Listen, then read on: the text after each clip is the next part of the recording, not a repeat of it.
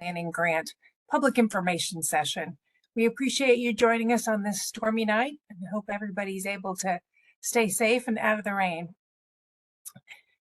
I have a few bits of information to share with you just before we get started. So first of all, I do want to let you know that this webinar will be recorded and that it will be posted on our website. If for some reason there's a power outage and we're unable to finish this event tonight, the webinar from Thursday last week is already posted on our website, and that will be available to you, both the video and the slides. So that's another opportunity. But we are going to do our best to finish this tonight. So let me start by recognizing the staff that will be presenting to you. My name is Julie Woosley. I'm the director of the State Energy Office, and I'll be hosting the event tonight. I'm going to pass it on to Stephanie to introduce herself next. Good evening. My name is Stephanie Bolliard. I'm the Senior Engineer to the Assistant Secretary at DEQ. Pass it along to Mike. Hey, thanks, Stephanie. I'm Mike Eberzinskis. I'm the Director of the Division of Air Quality within the Department of Environmental Quality. I'll pass it on to Connor. Hey everybody, my name is Connor Mulderig. I am the Climate Change Policy Advisor in the Governor's Office, and I am here just to help out and talk with all you fine people and lend a hand to all of my friends over at DEQ. Thank you. I also want to recognize tonight all the staff that helped to make this possible. I hope I don't forget anyone, but that includes Nigel Bryant, David Stratton, Carson Ford, Cindy Furtenbaugh, Sarah Edwards, and I'm probably forgetting someone, but we've had so many people come together to help us make these events happen. So let me move on. If you have questions during the presentations tonight, feel free to put them in the chat. If we don't get to them during the presentation, we'll come back to them during the QA session at the end. And if something does not get answered, we can follow up afterwards via email or another way. But if you registered tonight, and I think you saw a QR code coming around while we were waiting to start, if you register, you will receive an email that has a link to the presentation tonight and to the recording. So you'll have both of those available after the event. Let's go over the agenda next. So tonight, we're going to, and here's the QR code I mentioned about registering. So if you haven't registered, you can use that QR code to go to our website and make sure that we have your email address to share that information with you. Now that we've completed the introductions, we're going to go on and give our presentations on the Climate Pollution Reduction Grant to explain what it is, what the process is, and what feedback we're looking for tonight. After the presentations, we'll move into breakout sessions. You'll see links on your screen, and you'll be able to choose which of the different sector areas you'd like to go into for those breakout sessions. We'll have staff from DEQ in each one to moderate and take notes. And we're just interested in you sharing your thoughts, your questions, suggestions for projects, and feedback you have on our priority measures or the different ways that you feel we should prioritize for spending the CPRG money and for structuring this program that will spend this money and also affect our future plans. And at the end, we'll come back together for a Q&A session. Those DEQ staff from each of the breakout sessions will report back, just a brief update on what was talked about in that session, and then there'll be time for Q&A. And we'll also, again, go back to some of those questions in the chat and answer as many of those as we can. So our goal tonight is to make sure that you understand what the EPA Climate Pollution Reduction Grants Program is intended to do, what the structure is, what the ongoing process is and where we are in that process currently, and how we're going to leverage the planning grant that we're working under currently to identify ways to reduce greenhouse gas emissions across the state, and how you can provide feedback, as I mentioned before, on what we're planning. So let's get started. Next slide, please. So the Climate Pollution Reduction Grant, very briefly, this is a federal grant, and you may be familiar with both the Bipartisan Infrastructure Law bill and also IRA, the Inflation Reduction Act, that were both passed by Congress. And just for a little clarity, I know it can get confusing with the two. Bill is also sometimes called IIJA. And the main difference between the two is that the IRA is funding available to address climate emissions in very specific areas like building, transportation, industry, and that's largely done through federal tax credits for energy efficiency or renewable energy generation. So for example, there are federal tax credits now available for homeowners who install energy efficient appliances in their homes, and additional funding will be available in the future for home electrification and solar installations for low and moderate income homes. The Bipartisan Infrastructure Act, also sometimes called IIJA, I mentioned, which is the Infrastructure Investment and Jobs Act, that is generally done through grants. And these grants are to provide investment or guide investment in infrastructure and jobs, particularly in those underserved areas. So that will be available for very specific infrastructure programs in communities. That could be water, wastewater, the electricity grid, power generation, and so on. So now we get to climate pollution reduction. This is funding that came out of the IRA, and it's being administered by EPA, the Environmental Protection Agency, and the funding is being sent out to states. And the reason for this, and you can see it here pretty clearly, and probably outside your window, if you look out, I know I'm hearing some high winds here where I am in Raleigh, but we have frequent extreme weather events here in North Carolina that can disrupt our way of life, our economy, and the health and safety of our residents. You see some statistics here on the screen from Hurricane Florence, which was one of the most significant storms to North Carolina, 17 billion in estimated damages statewide, 51 counties affected, over 5,000 people rescued in a single day from flooding, and over 21,000 people sheltered in a single night. So these storm events and the impacts to citizens are getting more frequent and impacting more people. Next slide, please. North Carolina is unusual. We're actually the third highest state for hurricane damages. And if you look at a map for where hurricanes come, we are third behind Florida and an area in the Gulf Coast. So we have significant impacts. And that we've had over 400 hurricanes and tropical storms since records have been kept, and 120 of those just since 1980. So here in North Carolina, our greenhouse gas emissions are significant. We are 14th in the US, 14th highest state for emissions. We're the 9th most populous state. And if we were a country, our emissions would be ranked about 40th in the world, similar to countries like Belgium, Chile, Austria, and Denmark. So our emissions are very significant and can have a significant impact both locally and globally.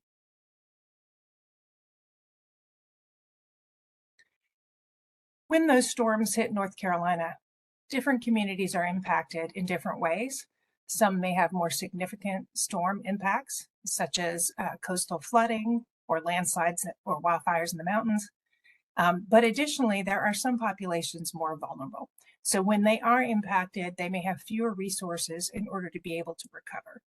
So as we see these impacts of climate change being distributed unequally, we want to think about ways we can assist those areas and those communities that will be hit the hardest with how they can prepare for these storm events and how they can recover from them.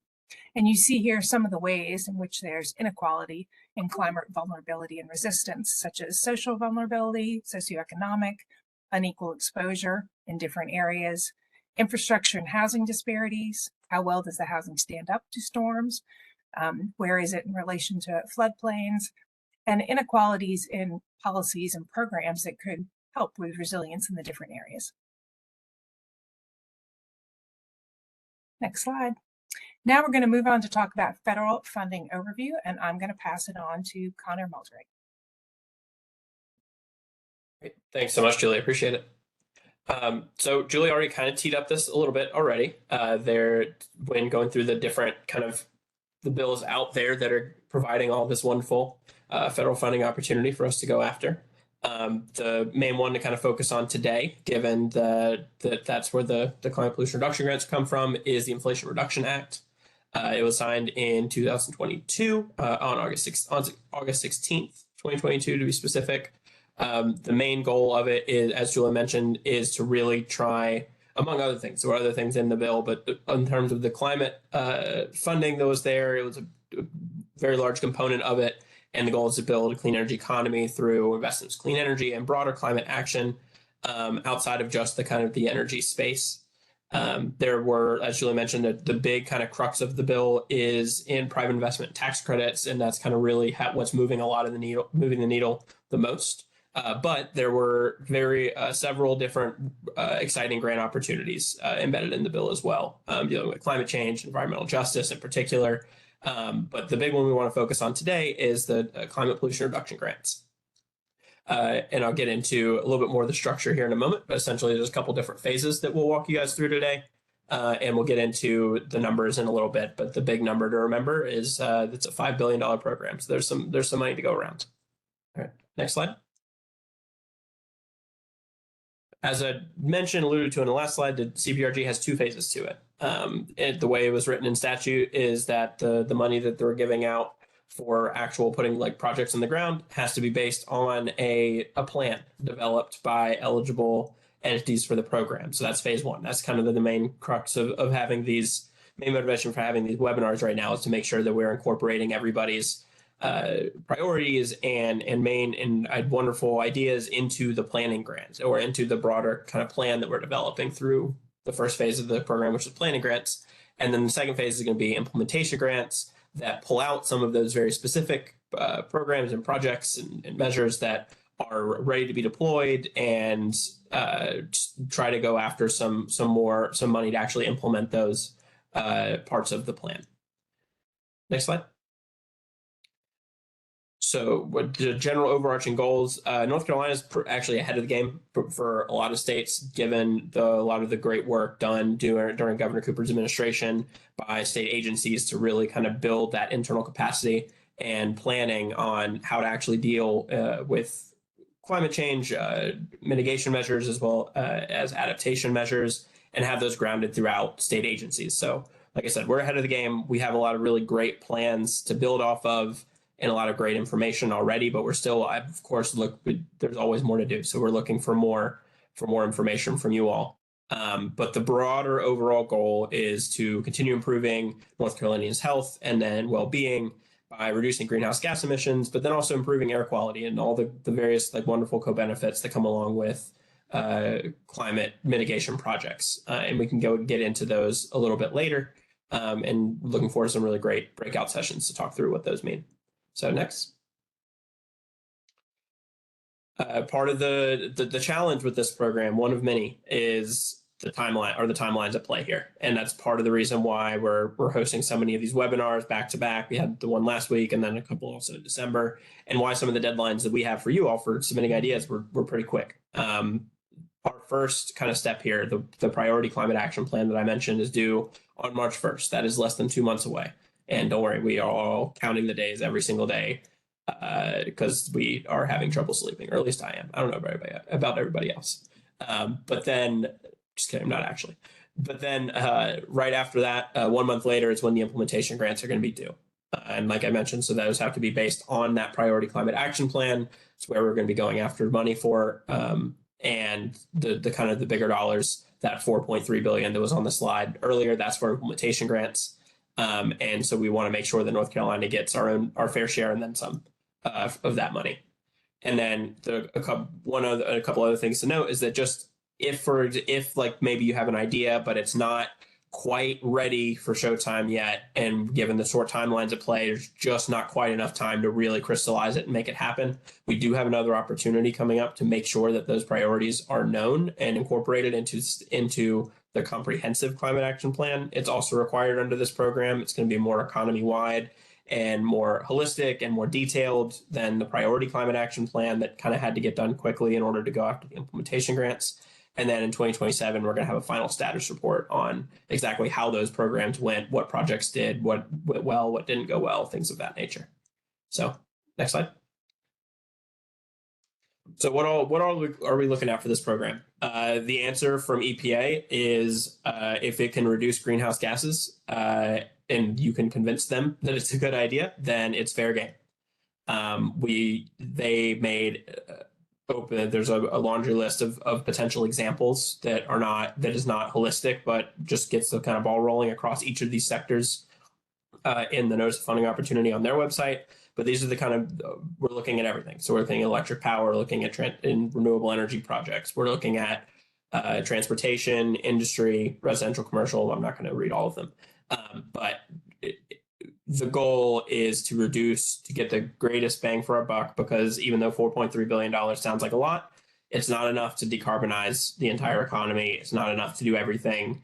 The really kind of core example that I've kept in my mind to ground myself is, for those of you who know about the ill-fated commuter rail system that was hopefully going to be between Raleigh and Durham, that the Federal Highway Association Transit knocked down earlier this year. That project just for those two was $3.2 billion or estimated. So that's a big chunk just to keep in mind to kind of ground everybody. So limited dollars to go around. We want to make sure we're getting the greatest bang for our buck in order to kind of make sure we're reducing as many greenhouse gases as possible, and then also benefiting communities and having other good co-benefits that I'll get into in a minute.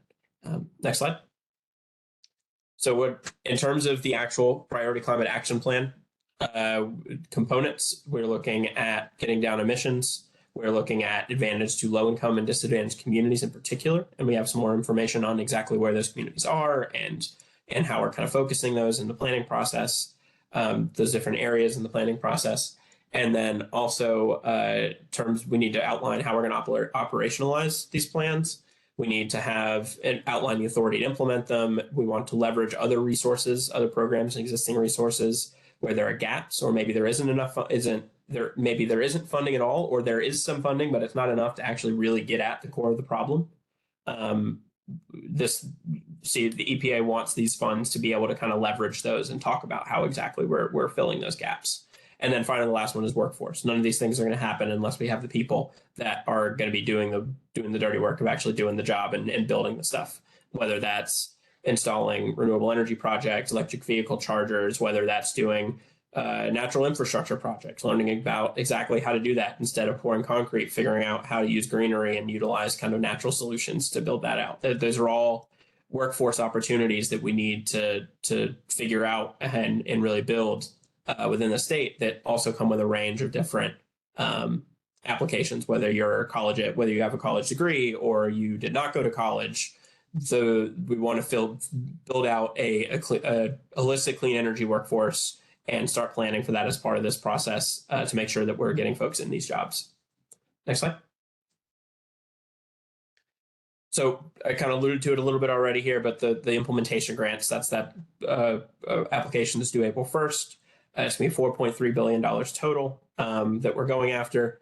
There's a range of different outcomes that could happen here. EPA anticipates, as you can see on the right here, given awarding, they're considering awarding between 30 and 115 individual grants between $2 and $500 million. Those are both big ranges. I'm happy to answer further questions on more details on that, but essentially what you need to know, they're breaking it down into tiers where different projects and different tiers, different applications are going to compete against each other. So you're not going to have a $2 million project competing against a $500 million project, but how those shake out, who applies for what, how much money within those tiers, whether they're more at the top end or the bottom end, that's where you get the 30 to 115. So we're not quite sure how many we're going to give out, but it's definitely going to be competitive. And then one other thing to note is that there's also a $300 million, folks are doing the math in their head of 500, 4.3, where's some extra money going? There's a $300 million set aside for tribes and territories. The tribes have to be federally recognized tribes. So for North Carolina, that is just going to be the Eastern Band of Cherokee Indians. But just wanted folks to know that is also a specific, another cutout that is, and those applications are actually going to be due on May 1st. But the state municipal applications are due April 1st. Next slide.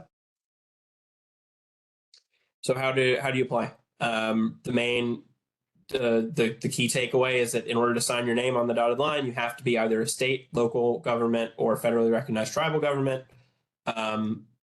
However, we are able to partner with non-governmental organizations if there's a really cool project that you just need the money for and it's all set and ready to go. Non-governmental organizations, private organizations can be listed as subawardees, and we can talk more about that. That comes along with some more detailed requirements of exactly how the money is going to get spent. But in order to go on your own and apply, you have to be either state, local, or federally recognized tribal government. The other catch is that in order to be an eligible applicant, not all local governments are eligible. For example, only the Triangle Council of Governments and the Charlotte Council of Governments receive planning funds. In order to be eligible, your measure that you're applying for has to be listed in some type of PCAP that covers your geographic area. So if you're not one of those two cities, that means you got to be in the state PCAP. If you are in the state PCAP, you then can go after some money. But as you can see down here, we want to encourage folks to kind of get their projects underneath the broader statewide umbrella. We're happy to work with you in order to make sure that your priorities are either covered by some type of like broader statewide competition that folks could then compete for later on, or a specific subawardee type of project, like individual projects in that individual application. There's also another option. If folks read the NOFA, there's an opportunity to lead a coalition. Happy to talk more about our thinking on that, but for the main focus here for today, for folks that are interested in this call within the state, the main takeaway is come talk to us. We want to coordinate and figure out how to get you into the state application because we want to go after a big chunk of funds here and make sure that there aren't too many folks taking shots on goals. And we've also figured out through conversations that the more coordinated the approach, the better. The more you can partner, the more different types of government and different applicants can speak to each other, the better. So it's better to coordinate than everybody go it alone. And then the final note here down here at the bottom, don't want to forget, almost forgot last time, is that there are no cost sharing or matching fund requirements as part of this program. You can't use this to fulfill those match requirements for any other funding opportunities because federal funds can't be used to match federal funds. However, they can expand on them and other things like that. But these are 100% fully funded grants. There is no cost share attached. Next. And then I am done and going to kick it over to Mike. All right, thank you so much, Connor. So the concept we're talking about here tonight is the development of a priority climate action plan, or PCAP, for our state, and ultimately a set of priority climate action measures that will drive emissions of GHGs lower. And so that process starts with a data-driven analysis. So let's start with a discussion of our baseline data. That is our state's GHG emissions profile, often referred to as our emissions inventory. That's represented here on the slide. This is 2018 baseline data, and it shows the relative contributions of each of the different source sectors. And this is on a percent basis of the total statewide GHG emissions. You can see the transportation sector is our leading source sector of GHG emissions in North Carolina. It's followed closely by the electricity sector, and then the industrial sector, ag, waste, residential, and commercial sectors. This accounting of emissions also recognizes our state's tremendous potential to offset carbon emissions through its land and forest resources. And our latest analysis shows that land use and forestry sequestered 26% of the total gross emissions in 2018. Another interesting data point is that 81% of our total emissions comes from fossil fuel combustion across all of the source sectors. And when compared to the 2005 baseline, our 2018 emissions inventory shows a 23% reduction, which is really good, but still some work to do to get to our state goal of net zero emissions by 2050. Next slide, please. All right, so this slide shows projected emissions and how they change in the future with the on-the-books policies and measures through 2030. And when I say on-the-books measures, I'm referring to those that do not yet include any of the reductions anticipated through the implementation of the IRA or bill funding in North Carolina that's focused on reducing GHGs. So a little bit about the table. The upper 2/3 of this table shows the projected emissions across the various source sectors out to 2030. So We also include a line showing the projections of sequestered carbon through our land and forest resources. So that's the next to last row of data there showing those negative numbers. And the difference between all of the emissions on the top 2/3 and the sequestered carbon on the next to last row, the difference is illustrated there at the bottom of the table as net emissions. All right, so a few observations from these data. If you look at the future projections of the transportation sector emissions, you see a relatively flat profile with some modest decreases in emissions over time. And this really illustrates the importance of keeping this source sector as a primary focus for additional reductions. If we look at the projections of the electric generating sector, we see a little steeper projection of emissions decreases out to 2030, and we expect that to get even greater reductions in that sector than what we're really showing here as we transition to a lower carbon intense generation mix, including significant no carbon generation sources as Session Law 2021-165, also known as House Bill 951, is implemented.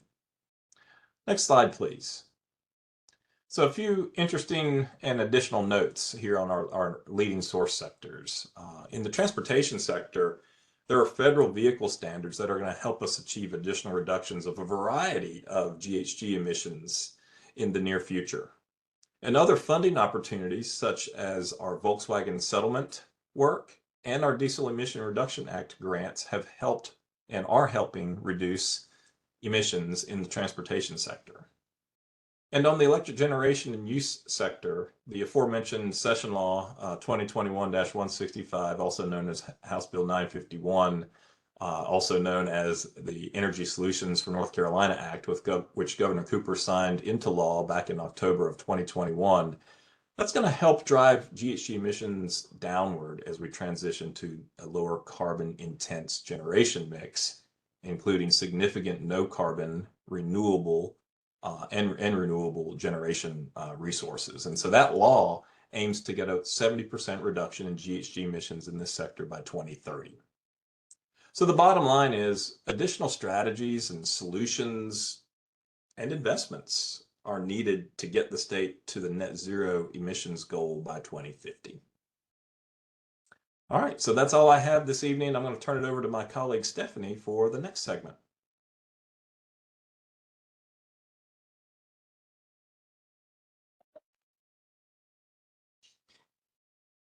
So our first step in understanding and developing our PCAP, our Priority Climate Action Plan, is determining how are you going to identify greenhouse gas emission reductions, programs, policy, projects, and measures to meet our 2050 net zero goal, as Mike has outlined. As you've heard, North Carolina has a well-established history in climate efforts. And so we have a great foundation to start from to determine and understand what our priority climate actions are going to be. So there's multiple steps that we are currently undertaking and will take by the end of March. The first step is synthesizing our existing mitigation plans and activities and develop those lists by sector, specific measures, and understand what we currently have based on those existing state reports, but also understand what gaps might be present. Those could be due to advancements in science, additional options that were not around when state reports were developed, or it could simply be a sector that might not have been heavily focused on by the state in the past. After we synthesize and fill in our gaps, we're going to understand what the benefits are to those measures, specifically quantify and qualifying the benefits. So there's some benefits we can put numbers to, and there's some benefits that we know there's a benefit, but it might not be something we can directly measure. Based on that information, we can then develop a prioritization list of measures. That's where we will use a developed evaluation criteria and methodology to prioritize those greenhouse gas measures and determine not only what would be part of our Priority Climate Action Plan, but also what will be the focus of our implementation grant. Step 5 is why we're here today with stakeholders like you to get feedback on our list of measures. We want to get feedback on the list of measures and our priority measures and understand if there's something that maybe should be higher on our list and be considered, or if there's something that can be developed as a project related to our priority action plans. But also it's going to be important to get specific stakeholder feedback from our underserved and underrepresented communities so we can ensure that we reflect that in our planning grant. Once we have our stakeholder feedback and we finished our gap analysis and everything, we will address those comments, update our priority climate action plan, and start working towards applying for our implementation grant, which is due by April 1st. Next slide. A little more information on our approach to identify our measures. As I said, we've already synthesized our existing reports. Our reports included 48 across various sectors.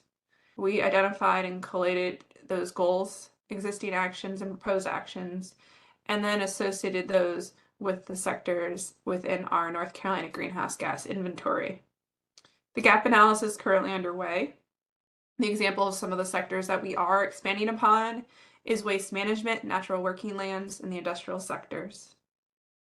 The specific benefits that I highlighted earlier that were taken into consideration with our measures is what the actual greenhouse gas reductions are, how will they improve environmental justice and equity across North Carolina, how a measure or program or policy might improve resiliency, what might be the cost savings, workforce development, as Connor highlighted, green economy is going to take lots of jobs, and so we're including that in our planning grant. And then what can be the associated health benefits of reducing pollutants in the air, therefore improving air quality for local communities. Next slide. This is just a high-level breakdown of the measures that were culminated from our 48 reports. There's over 300 different measures. What's going to be important to note here is that if we look from the far left, starting with transportation, and going to the right, well, we go from the highest number of measures for that sector down to the least number of measures per sector. It's not surprising that transportation and the power sector have been heavily focused on over the years, in addition to carbon sequestration. But some of the areas that are not as well established in terms of measures is waste management, agricultural, commercial building, energy consumption, most likely there because they can overlap in other sectors. And then lastly, industry. Industry is one of those unique sectors where a measure could be in another sector but relate to industrial. So that's something that we're going to break out measures specifically by industry to capture those. Next slide. So the way that we're determining the priority measures and actions is looking at not only the broad emission reductions, but also what specific areas will help advance North Carolina's 2050 net zero goal. What specific reductions in air pollutants will improve the surrounding community's air quality? Can we implement a measure? Are there any barriers for implementation? That could include policy. We just don't have the authority to do so. The technology might not quite be ready, or there could also be financial limitations. And then lastly, taking into account what the direct benefits will be to underserved and underrepresented communities. Those collectively will be determined to come up with our overall prioritization. Next slide. So what is an example of a PCAP measure? These are some examples that are listed on EPA's NOFO, specifically transportation, buildings, and power programs. Some examples that might be relatable, for example, are vehicle electrification. A measure could be a rebate or incentive program that would focus on filling a funding gap for schools and transit buses to be electrified.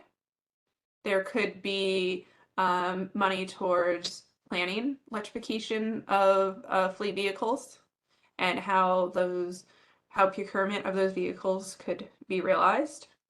Another example could be decarbonization in buildings. We talked a lot about workforce. There could be a program revolving around offering workforce training and support for specific needs. Next slide. So other things that we're considering is opportunities that can be immediately implemented for near-term greenhouse gas reductions. We are focusing on underserved communities and focusing on improving air quality, and then the focus on the workforce development. Some of the activities that could be included in our implementation grant could revolve around demonstration or pilot projects, qualifying contractors and technical studies, marketing and sharing of lessons learned, and also looking at measurement verification. Some other reduction opportunities for some of the hard to abate sectors could also include looking at more efficient and cleaner industrial processes and operations, managing thermal loads that can be in residential, commercial, industrial buildings. That is looking at the energy needed to maintain a specific temperature in your household or in a building, looking at ways that we can reduce high global warming potential emissions, looking at improving landfill gas capture and reuse, so a technology that's already being implemented across the sector, but are there ways to improve that capture efficiency? And then another way that we can look at greenhouse gas reductions is the manufacturing use of low embodied carbon materials. So can we replace or find an innovative way to develop for example, concrete that has a lower carbon footprint, but still has the same properties. Next slide. Now, when we talk about underserved and underrepresented communities, we are going to ensure that 40% of our implementation award will apply to these communities broadly across North Carolina. This is a map of our NCDEQ community mapping tool that can be used by the public, yourselves, to determine what areas might be considered underserved and underrepresented in your community. And coupling this information with the Climate and Economic Justice Screening Tool and EJ Screen, we're able to pinpoint why a certain area might be underserved or underrepresented. And based on that burden and that need, we can tailor a specific measure in our implementation grant and determine where that measure could best serve a specific community. One thing we will ask is if you're interested in helping us identify underserved and underrepresented communities, you can go to this link or capture this QR code and help us identify where these projects could be implemented. Next slide. Now I'll pass it on to Julie for timeline and next steps. Thank you. Thank you, Stephanie. So I think you saw in Stephanie's map, we're on step 5 now, that's stakeholder engagement. So in addition to webinars like the one tonight, we had some very specific workshops, such as one with industry leaders across the state to talk about the issues facing industry with energy efficiency and decarbonization. And we have the ability to take comments online as well. There's an online form. We'll give you a QR code a little later in this presentation. It's a great way to go ahead and send in your thoughts, your feedback, or any project ideas you have related to CPRG. Next slide. I believe this just shows the last webinars. Tonight is the last one. But again, we have other ways to receive feedback in addition to the chats and the questions tonight. You can send us an email. You can send in through the online form. Next, please. I do want to talk a little more about one of the last things that Stephanie was talking about, the underserved and underrepresented communities. And she talked about the CJS, the Climate and Economic Justice Screening Tool, or EPA's EJ Screen.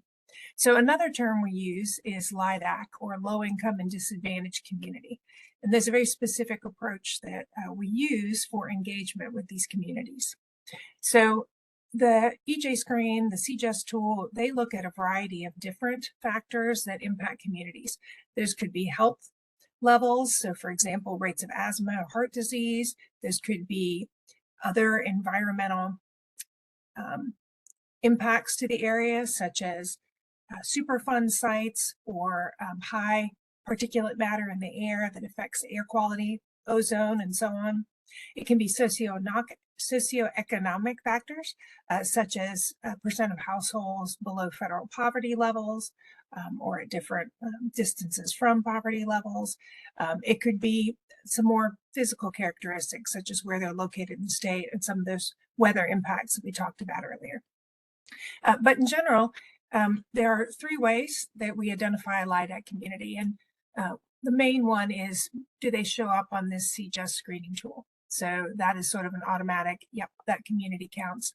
But there's other ways as well. We also can look at census blocks.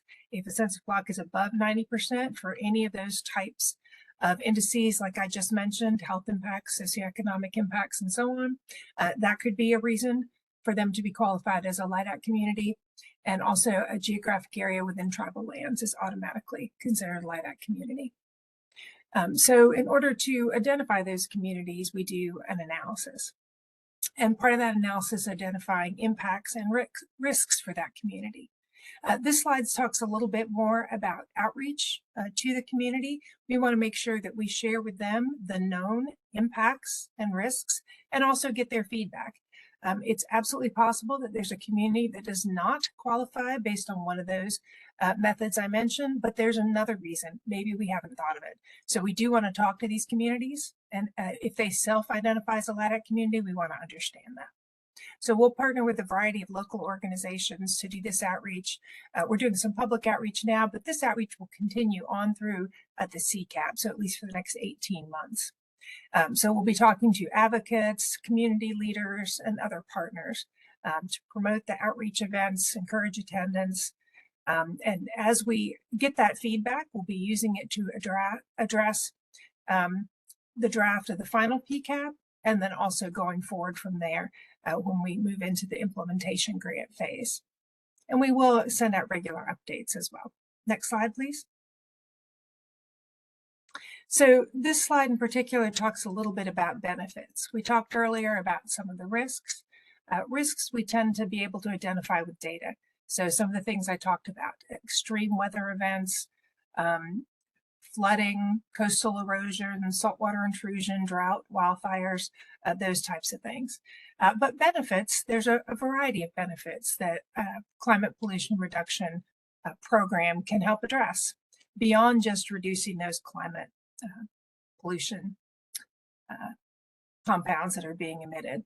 So some of those have to do with things like air pollution, public health improvements, improving indoor air quality or outdoor air quality, those co-pollutant emissions, air toxics and criteria pollutant. So that's particulate matter and ozone, that type of thing. It can be increased climate resilience. We talked a little bit about those communities that have a harder time with bouncing back. We talked about communities with higher outages or higher energy burdens. So addressing some of those issues could fall under this as well. We also talked about access to clean energy being equitable across the state, across these communities, LIDAC communities, as well as underrepresented and underserved communities. Jobs being created, workforce development opportunities, and then again, those reduced energy costs. So here's an example from the CGES map. This shows the low income and disadvantaged communities. And you can see the darker color here relates to census tracts with a higher percent of homes below 200% of the federal poverty level.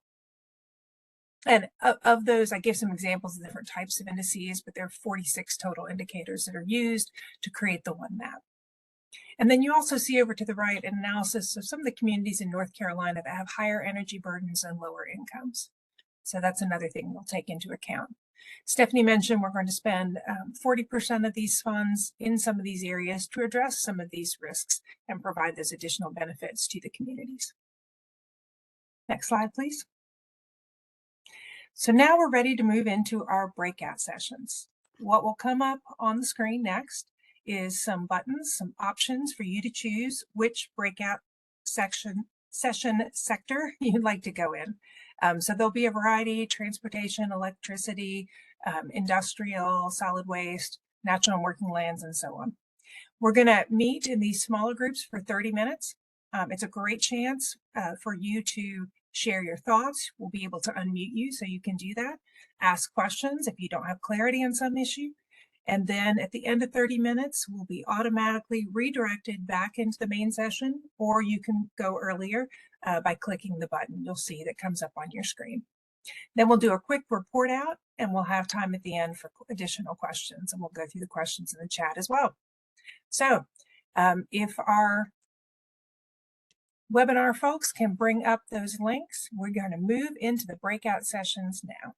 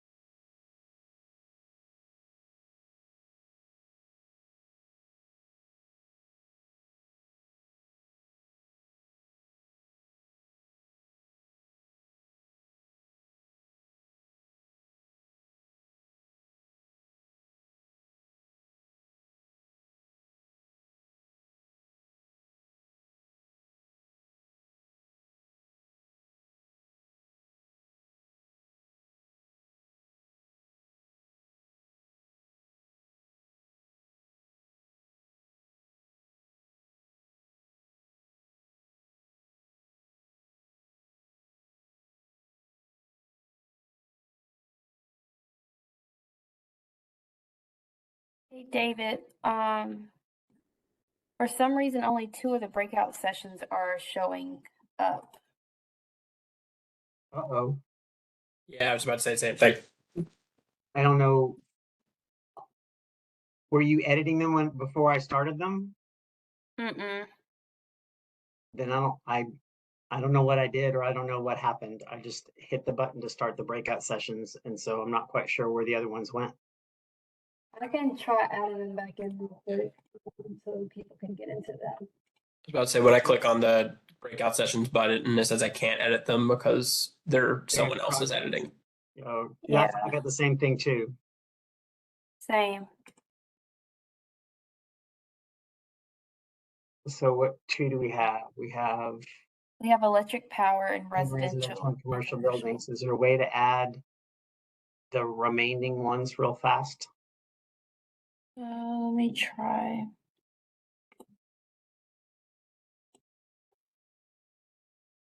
And it's weird because on the WebEx website it's showing all 6 on our meeting link.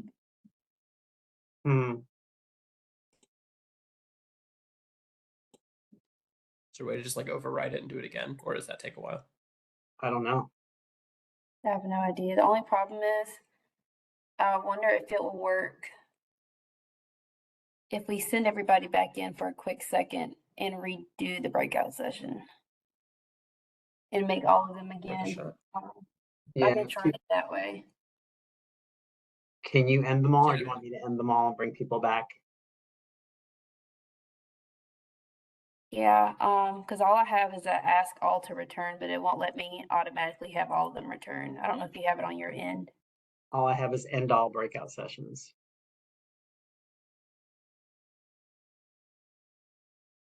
Yeah, try clicking that real quick, and I'll, as soon as it pops up, I'll try to get into the breakout sessions and retype those in.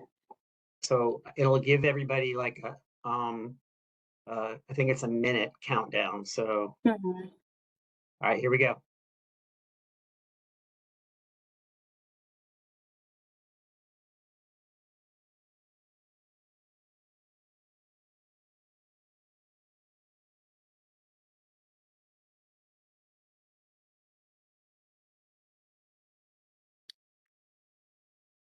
Yeah, I can't edit anything because someone else is editing them.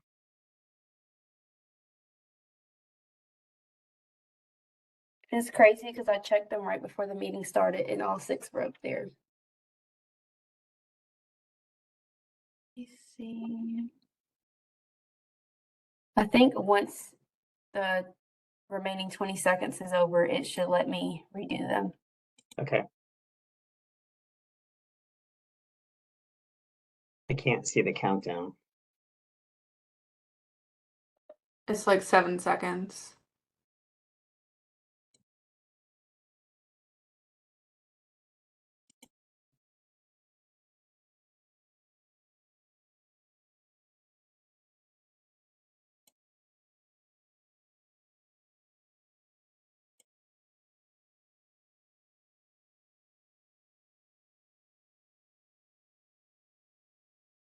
So my apologies to everyone if you're coming back from the breakout sessions. We were supposed to have 6 breakout sessions and those were available before we started the breakout session, but for some reason we only had 2 breakout sessions that showed up. So we're going to try to edit back those breakout sessions to make sure that we have all 6, and then we're going to go ahead and try again to see if we can't get folks back into 6 breakout sessions, or at least have those 6 breakout sessions for you to choose from. So if you just bear with us for a second, I apologize for the inconvenience and I apologize for the rude interruption. I'm sure y'all were just getting started when all of a sudden you were forced back here to the room. But we're trying to make sure that we can edit all of those 6 sessions back. And as soon as we can get that done, we will start the breakout sessions again. And hopefully WebEx will help support those. And we'll get back to the actual 6 sessions that we intended to work with you. If we can't do that, then we'll have a big question and answer session with everyone that's here in attendance tonight. And we'll use the online chat to enter those questions, and we'll see what we can do about providing some answers for those across the 6 sectors that we're discussing. So bear with us. David, we'll all just hold tight for that. And I apologize for the inconvenience. All right, I got all 6 up, so we're gonna start the breakout sessions now. Let's see if they all pop up this time. Thank you, Nisha.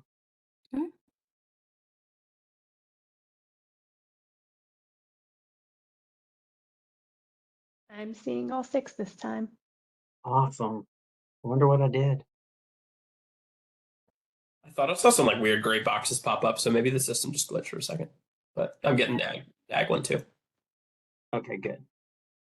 I also know that my session is lagging quite a bit, so maybe there's something with that. I don't know. And if anyone needs assistance with getting into a breakout room, if it did pop up on your screen, there should be a menu bar at the top, and there should be an option to click breakout sessions, and you can choose from there.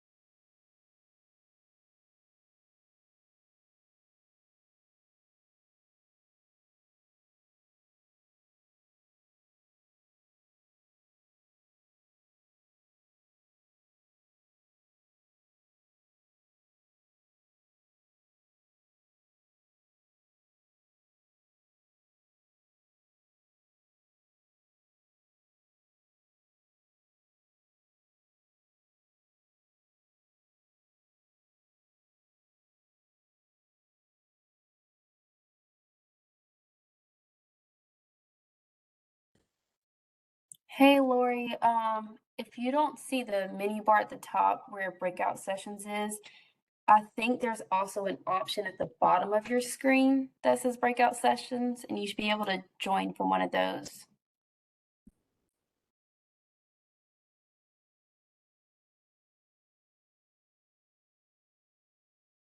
Also, if you're using the browser version of WebEx, sometimes you have to scroll your page down to see the options at the bottom.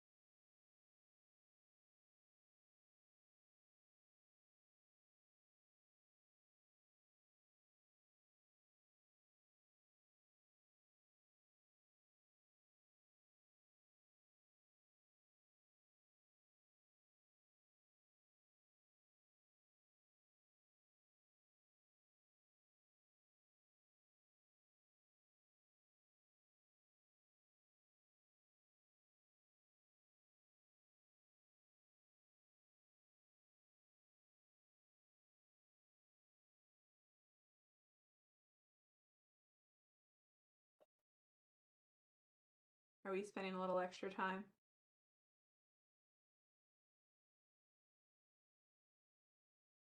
Since we had some complications getting everything set, I think we're going to bring them back around 3 minutes after 8. And then that should give them about another extra minute to wrap up. Awesome. Well, we had a good discussion. Good. I'm glad. That's awesome. I agree.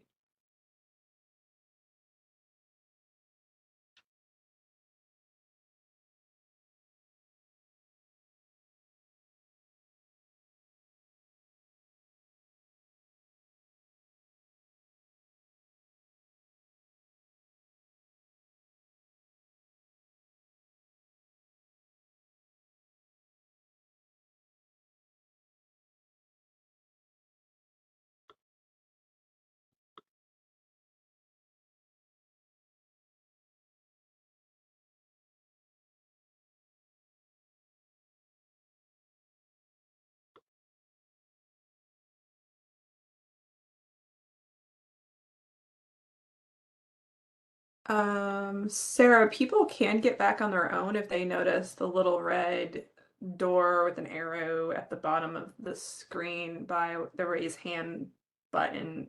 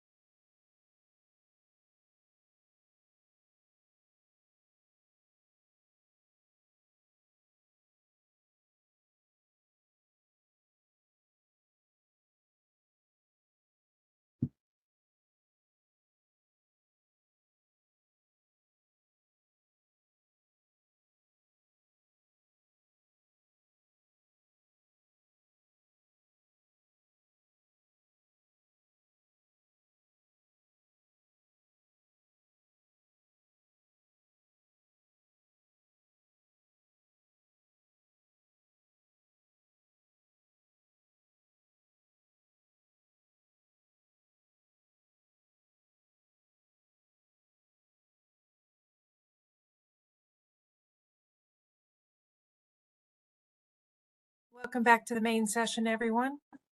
I hope you had good discussions in the breakout sessions and got your questions answered. What we're going to do is ask the DEQ staff who are in each session to do a quick report out on their section.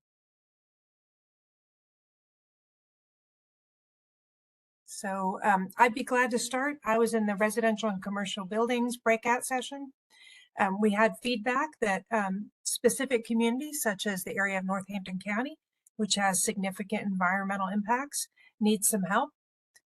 Particularly, they might need help with applying for funding or figuring out exactly what projects might be appropriate in that area. And also might need some additional assistance from air quality. I know there's been a number of issues there. We also got a question about additional help for local or smaller communities in more rural areas. Again, can we send technical assistance into some of those areas to meet with those governments to help them figure out what they need to do and to help them apply for funding if applications needed? We had a comment from the Wake County area about the lack of information and services for individuals to know what's available. So we did let them know that there's work ongoing to have places online where people can go type in their information and find out all the different benefits that would be available to them. That might be weatherization assistance, that might be tax credits, that might be down the road, Solar for All, and other programs. And we'll talk a little bit more about that in a second. We had a comment about how to work in communities that are more conservative and may not be as interested in climate pollution concerns, and also how to reach out to disadvantaged communities in the local area. And we talked a little bit about some of the different pieces of information that might be helpful, focusing on savings and health impacts, and also just reaching out to community leaders in various areas to form a group and get feedback. We also had information about the programs that are already available, such as in Wake County and Raleigh at the local levels, people who are already working on planning and climate pollution reduction projects. And then in other areas, reaching out to the Council of Governments might be a good first step. All right, I'm going to pass it on. Mike. All right, thanks, Julie. In the transportation breakout, we heard thoughts on providing electric public transportation options focused on underserved communities, and certainly additional charging in underserved communities. We heard about a desire to electrify some public safety fleet and analyzing the feasibility of going electric there. We heard about expanding public transportation options to rural areas in Eastern North Carolina, and don't forget the rural areas, and focus on charging infrastructure, and again expanding some of those public transportation options. We heard from a transit planner about the situations and the duty cycles that and the difference between taking one diesel bus, and it may take 2 electric buses due to the duty cycles to replace that one diesel bus. And so are we considering hybrid buses? We talked a little bit about multi-unit dwelling charging infrastructure, and we had a discussion about our need for more contacts in rural areas for multi-unit dwellings, whether they be apartment complex managers or property owners or consultants that represent property owners. We definitely have a desire to have more contacts in rural and underserved areas. And then we provided a few technical links in the chat for everyone, including a link to the North Carolina Clean Tech Center as a technical resource. We provided some information on the Division of Air Quality's Diesel Emission Reduction Act grant applications, which are out right now, and we have a webinar tomorrow on that topic. And we also provided Brian Phillips' email address to our breakout session, as he and his group are a great technical resource on all things mobile source related. That's all for this evening. Thanks.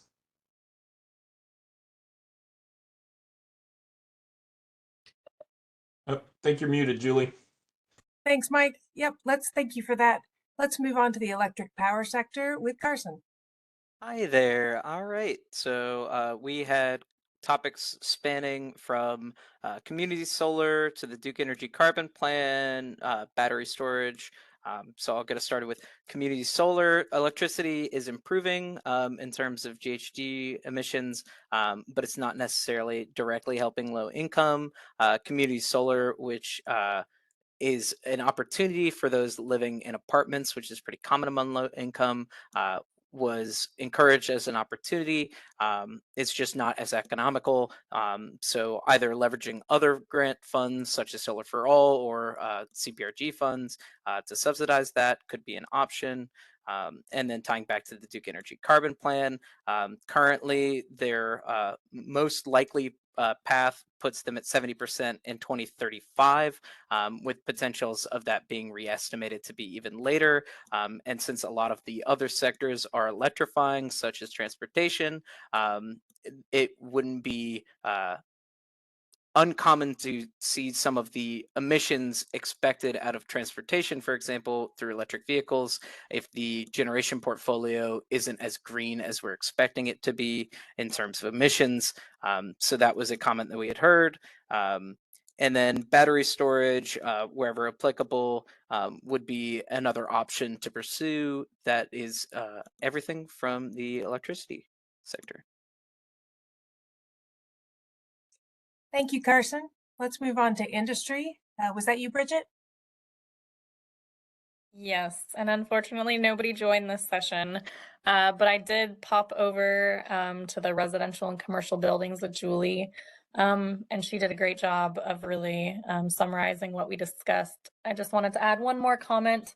It seems like in many of these communities that are considered disadvantaged and underrepresented, there is more than just issues with climate change issues. There's other underlying issues that these communities are already dealing with and struggling with, and may not feel like those issues are being addressed. And so it has to be kind of everything has to happen. They cannot have their other underlying issues left unaddressed.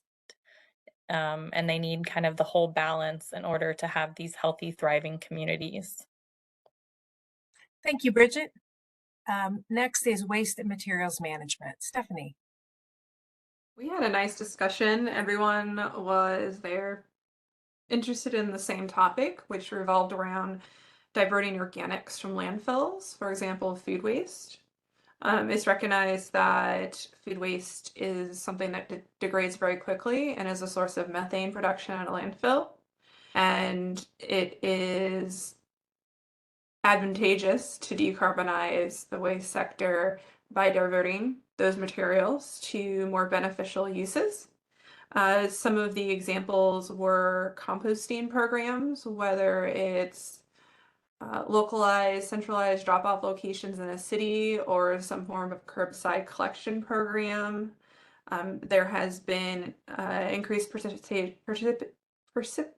participation in Greensboro pilot program for compost collection, and I did ask about the ick factor of saving your food waste, and it actually sounded like that's not really of anyone's concern for the program. It was recognized that there's potential to expand these potential programs to restaurants, hotels, grocery stores, and so forth, not just residential areas.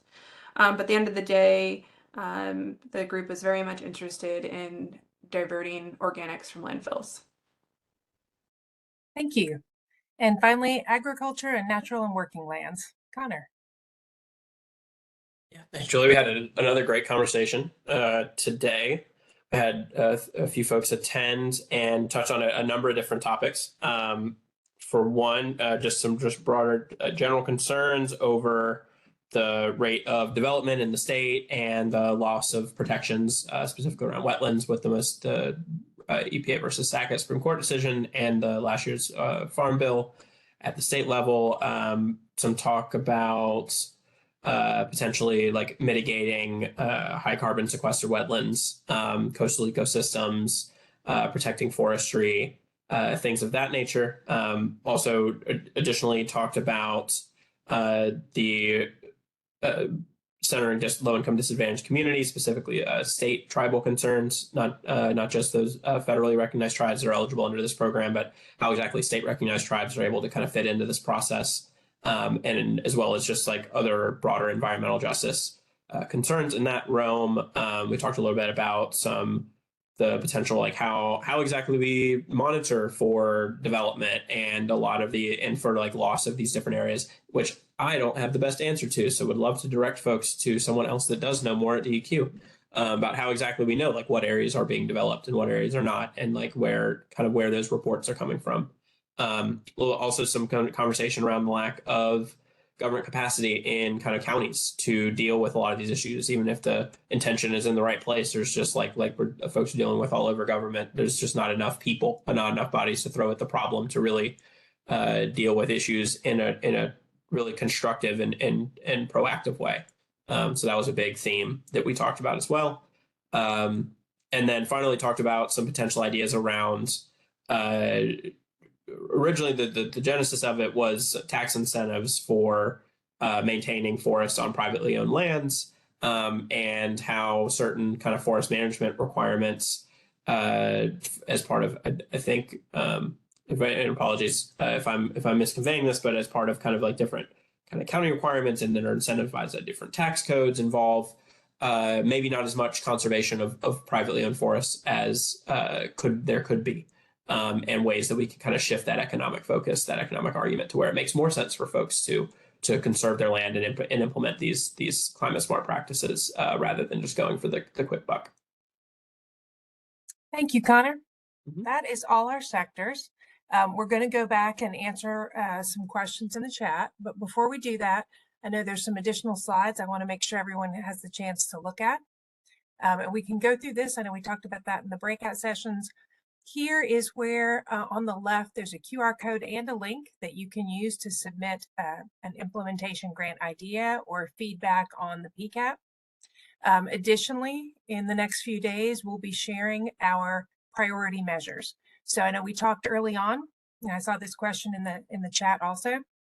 We looked back at all the many plans that have been done to date: the Clean Energy Plan, the Clean Transportation Plan, 30-some different plans that North Carolina has done in the past, and we pulled all the measures out from that that addressed climate pollution and climate pollution reduction. So that might be goals that were set, that might be projects that were implemented. There's a variety, there might be policies that help get those projects implemented. And out of that, DEQ has pulled those priority measures. And again, these are pretty high level measures that we think will encompass all the types of projects we want to do under those implementation grants. But those will be coming out shortly. We will share both the complete list and that priority list to get your feedback on that. And then there's more information about CPRG in general. You can use the QR code and the link on the right here. Next slide. And again, these will all be sent to you if you registered. We're going to take questions, but let's pop ahead one more. And just very quickly, I wanted to mention a few other funding opportunities that the State Energy Office is involved with currently. One of those is called Solar for All. This is a greenhouse gas reduction measure. Here in North Carolina, DEQ is part of a coalition we put together. There's a website now called energizenc.com that will tell you more information about that. But we have applied for $250 million in funding to help provide solar on low and moderate income homes across the state. The next one has to do with grid resilience. We talked a little bit about climate impacts. Some areas are hit more than others. So we're looking for ways to reduce outages on the grid. And that money has come in. Well, North Carolina will get somewhere around $9 million a year for 5 years. We currently have the first 2 years of funding and are developing an RFP for utilities to apply for those funds to implement those grid resilience measures. The third one here is the Weatherization Assistance Program. If you're not familiar with that, it's been going on in DEQ for a long time now. That program's been around for decades, and it provides funding for low-income households to help address high energy burdens, help address inefficient homes. So that might be helping a homeowner get their heat fixed or replaced. It might be working on roof repairs. It might be insulation. But with the end goal of reducing the energy burden on that home and making it safe for the family. Additionally, this year we have a 5-year build plan related to weatherization. So in addition to the regular program, which will continue, we have additional funding, and we're really focusing a lot of that funding on multifamily housing across the state. Again, to make it reduce the energy burden for the folks there. And that includes renters as well as homeowners. And that has been approved by DOE, so that's continuing to move forward. The next one, IRA rebates. You've probably heard a lot about this. You may have seen it popped up in your social media feed, but just to let you know where we are on a timeline with that, North Carolina is in the process of applying for planning grants. That money will come to North Carolina to help us make a plan for the IRA rebates. So this will be a program for homeowners who want to implement more efficient appliances or heating systems. There will be a discount for those. And secondly, there's an electrification program, again, for low and moderate income homes, where if they move from a heating source or hot water heater or appliance that is based on fossil fuels, such as a gas hot water heater or furnace, if they move from that to a heat pump or electric based system, they can get additional discounts for that. That program, and it says on here expected 2024 is when the program development is expected. I don't know exactly the timeline when we'll get the funds to actually implement that, but more information will be available on our website. And then there are other opportunities not listed here. Those are all the main ones, but we have some other programs including energy efficiency community block grants and a revolving loan fund. More information will be coming out on those. In both cases, we're in the process of applying or have recently applied, but don't yet have that funding. So there's a lot of opportunities across the state. We'll continue to update our website with more information and have other opportunities for you to learn about them in the future. I'm going to stop there and let's go back to some of the questions and also see if there's any new questions. I know we're getting to the end of our time, but I want to answer as many of these as we can while we still have folks with us. So going back into the questions, I see a question about the prioritization categories. Were they identified by DEQ or required by EPA? I hope what I just said earlier answered that. Those were pulled out of the existing plans for North Carolina. And then DEQ has worked to create that priority list, and that will be going out for public comment in the next few days. There's a question about carbon credits. Carbon credits will not be included in this. This funding is intended to produce carbon reduction benefits. So all the funding that goes out has to be tied to climate pollution reductions. Let's see, examples of measures in the presentation. Not sure what the question is on that one. Maybe you can retype it in at the bottom of the chat and help me understand.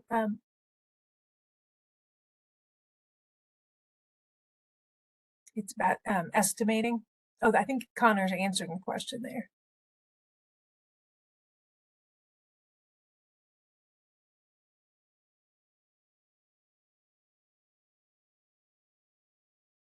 Nope. Sorry. Yeah. Sorry, Julie. Which one was that? I think that was an answer. I think you were answering Yes. Andrea in one.